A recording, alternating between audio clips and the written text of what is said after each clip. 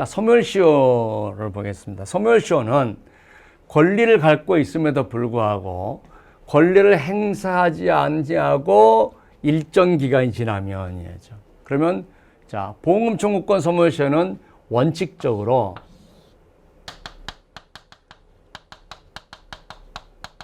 사고 발생 시에 보험금 청구권이 발생합니다라는 거죠. 그래서 소멸시효는 권리를 행사할 수 있을 때부터 기산한다. 권리를 행사할 수 있을 때라는 것은 권리 행사의 법률상의 장애, 법률상의 장애라는 것은 기간의 미도의 조건의 미성취예요. 근데 내가 몰랐다.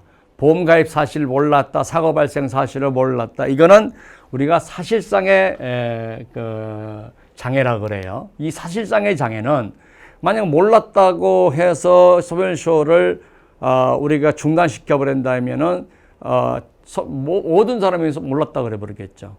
그래서 사실상의 장애는 소멸시효를 중단하는 효과가 없고 법률상의 장애, 법률상의 장애 즉 조건이 미대로 성취되지 않았다든가 그 다음에 기간이 미도래 있을 때는 우리가 소멸시효를 기산하지 않죠.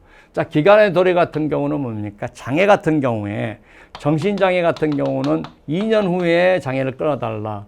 그러면 2년간은 보험금 청구권을 행사할 수 없죠. 그래서 이거는 기간의 미도래가 되는 거죠.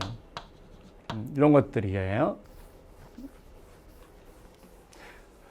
소멸시효는 2차 강의에서도 하고 있죠. 자, 소멸시효 중단 사유로는 뭐가 있냐는 거죠. 자, 소멸시효 재판 사유는 자, 재판상에 청구하고 승인이에요. 소송을 제기했다는 거죠. 승인이에요.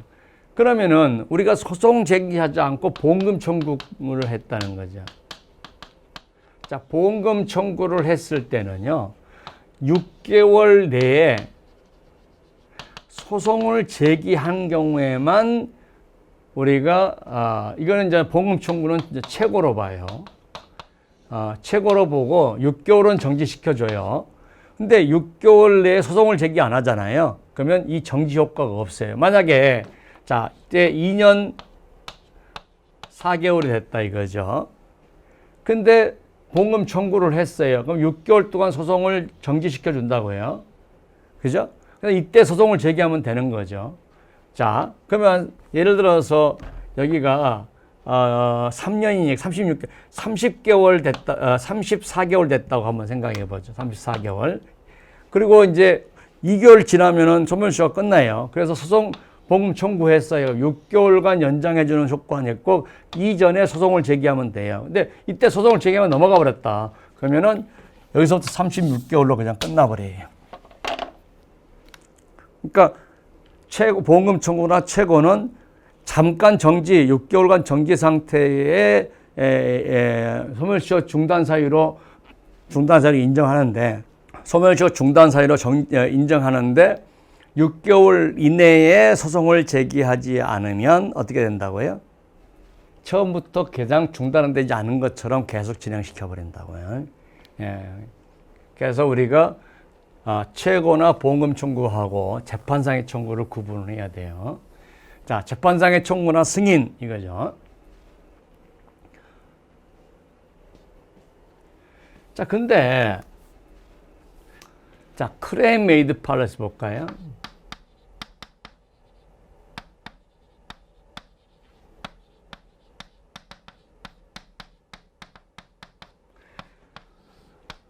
자, 이때 예를 들어서 책임기간 내에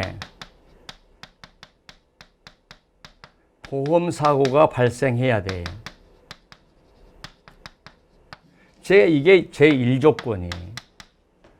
그 다음에 보험기간 또는 연장기간 내에 손배 청구가 있어야 돼요. 이게 제2조건이에요. 그러니까 제1조건만 충족됐다 하더라도 조건의 미성치이기 때문에 보험금 청구권 발생하지 않아요. 그러면 이때에 손배 청구가 있을 때 두 개의 조건이 충족이 됐기 때문에 이때에 보험금 청구권이 발생하는 거죠. 그럼 발생한다. 그래서 이때 보험금 청구권은 발생한다고 해서 이게 보험사고 되는 게 아니에요. 두 개의 조건인 거죠. 인보험도 마찬가지예요. 자, 진단을 하거나 사고 발생하잖아요. 그 다음에 이때 수술했잖아요. 자, 그러면은 진단 시점과 수술 보험 기간 내에 수술을 해야만 해줘요. 이때 진단이 있다 하더라도, 이때 보험사고 발생했다 하더라도 보험 기간이 끝나고 수술한 경우는 이거 안 해줘요. 그러니까 엄격하게 말하면 사고 발생 증권일 때는 뭐예요? 보험 기간 내에 사고 발생하면 보험 기간 끝나도 다 해줘야 되는 게 사고 발생 증권인데 제2의 조건이 있단 말이에요. 보험 기간 내에 입원 치료를 하거나 보험 기간 내에 수술하거나 보험 기간 내에 뭐 해야 돼요? 사망해야 되죠. 그래서 제1조건과 제2조건이 충족이 돼야 돼요. 그래서 제2조건이 충족될 때 보험금 청구권이 발생하는 거죠. 이게 보험사고가 아니에요. 그죠? 수술은 우리가 사고 났을 때 수술은 우연성이 없으니까. 그래서 보험금 청구권이 발생하는 건 제2조건이기 때문에 그런 거지 이게 보험사고가 아니다고. 이게 보험사고다고. 제1조건과 제2조건이 충족이 돼야만이 그죠. 이와 같이 자 이때 보험사고만 발생했다. 근데 아직 수술 안 했다. 그러면 어떻습니까? 제2조건이 충족되지 않았기 때문에 조건의 미성치로 보험금 청구권 소멸시효가 진행되지 않고 있는 거죠. 자, 저거는 보험회사가 치료비를 승인했다. 이게 포괄적 대리권을 가지고 있죠. 보험회사가. 따라서 채무의 승인으로 봐서 결국 소멸시효가 중단 사유가 있어서 채무의 승인이 있는부터 또 3년이 지나가야 된다는 거죠. 그래서 우리가 중단 사유가 있죠. 자, 완성이익 포기. 소멸시효가 완성됐음에도 불구하고 보험금을 지급하겠다라고 했다면 그거는 소멸시효 이익의 포기예요. 그래서 가끔씩 소멸시효가 끝난데도 불구하고 클레임을 걸어서 보험회사가 이러이러한 조건이 충족하면 주겠다라는 걸 받아내면은요, 그거는 소멸시 이익의 포기가 되어서 소멸시효 지난 것도 청구할 수가 있는 거죠.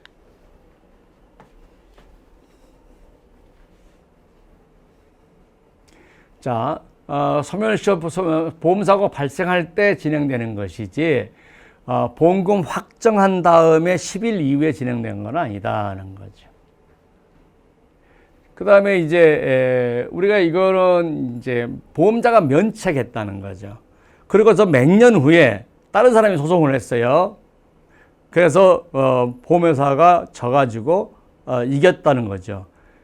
그러면은 내가 이때 나는 회사 한 10년이 지났는데 나하고 동일한 사건을 가지고 여기서 무면허 면책을 했는데 이때 무면허인 사람한테 소송을 해가지고 보험회사 이겼다 이거죠. 그럼 이때부터 나는 3년 청구할 수 있느냐? 안 된다는 거죠. 이때 3년으로 끝났다는 거죠. 그러니까 소송할 수 있는 권리가 존재했기 때문에 사고 발생 시부터 소멸시효가 진행된다라고 봐야 돼요.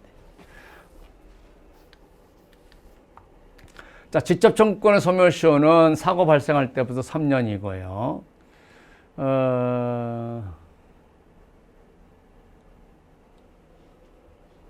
그 다음에 이제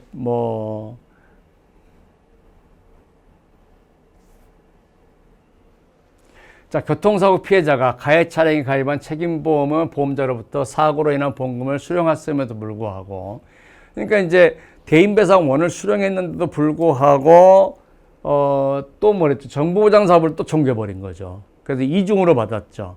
자, 이럴 때는 부당이득 반환 청구가 적용돼서 부당이득 반환 청구에 관한 상법 642조가 적용되지 아니하고 소멸시효는 민법 162조를 적용해서 10년이다 하는 거죠.